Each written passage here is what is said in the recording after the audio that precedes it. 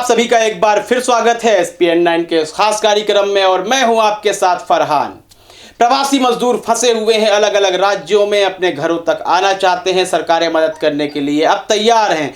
भले ही नीतीश कुमार ने बिहार में मना कर दिया हो कि मैं कैसे बुला पाऊंगा, मुझे तो दिशा निर्देश ही समझ में नहीं आ रहे हैं। अलग अलग बातें हैं, गठबंधन करके आपने सरकार बना रखी है, फिर भी आपको यदि सरकार के ही दिशा निर्देश समझ में नहीं आते हैं तो मेरा मानना है कि आपको अब तक हिंदुस्तान में कुछ भी समझ में नहीं आ रहा है, जब आपने गठबंधन दल को ही नहीं समझ पाए हैं। मजदूर बुलाए भी जा रहे हैं, लेकिन उनके साथ एक बेईमानी भी हो रही है। जो किट हैं जिससे जांचा जा रहा है कोरोना, तो कहा जा रहा है केवल उससे बुखार ही जांच सकते हैं, टेम्परेचर ही उससे जांच सकते हैं, बाकी कोरोना को स्पष्ट करने में सक्षम नहीं है वह किट।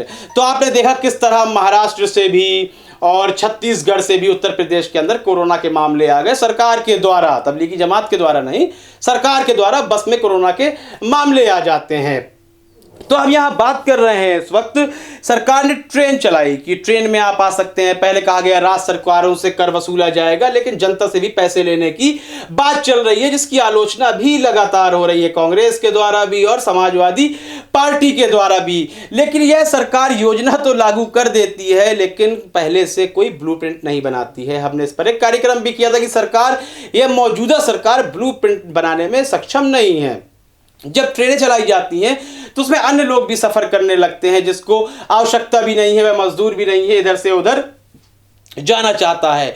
तो अब बाद में सरकार ने फिर दिशा निर्देश दिए हैं कि वह लोग जो प्रवासी नहीं है, जो मजदूर नहीं है, केवल अपनी किसी और अन्य आवश्यकता के लिए ट्रेन से जाना चाहते हैं तो उन्हें बिल्कुल इजाजत नहीं है। उन्हें स्पष्ट करना होगा कि वह जिस जगह पर रहता है और जहां जा रहा है तो वह काम ही करता था, वहां मजदूरी करता था और अब उसको जाने की बिल्कुल आवश्यकता है, वह तभी जा सकता है। लेकिन बात इससे नहीं बन जाएगी, सरकार को कोरोना का बिल्कुल सही टेस्ट करना होगा। आप देख रहे हैं किस तरह मुंबई से, छत्तीसगढ़ से, मध्य प्रदेश से कोरोना के मामले उत्तर प्रदेश के अंदर वापस आ गए। उत्तर प्रदेश के लगभग जिले हॉटस्पॉट की सूची में भी हैं।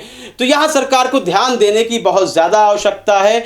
और मैं यह कहूंगा, चाहे आप 1 घंटे बाद ही कोई नियम लागू करने वाले हों, लेकिन उसके आधे घंटे पहले आपको एक ब्लूप्रिंट बना लेना चाहिए कि आखिर कौन कौन सी परेशानियां सामने आने वाली हैं। मुझे पता है कि सारा काम प्रधानमंत्री मोदी ही अकेले करते हैं, लेकिन अब बहुत बड़ी एक व्यवस्था फैल गई है। आप और लोगों से भी सलाह ले लीजिए, और भी मंत्री हैं, वह कुछ सही सलाह तो दे जरूर पाएंगे आपको।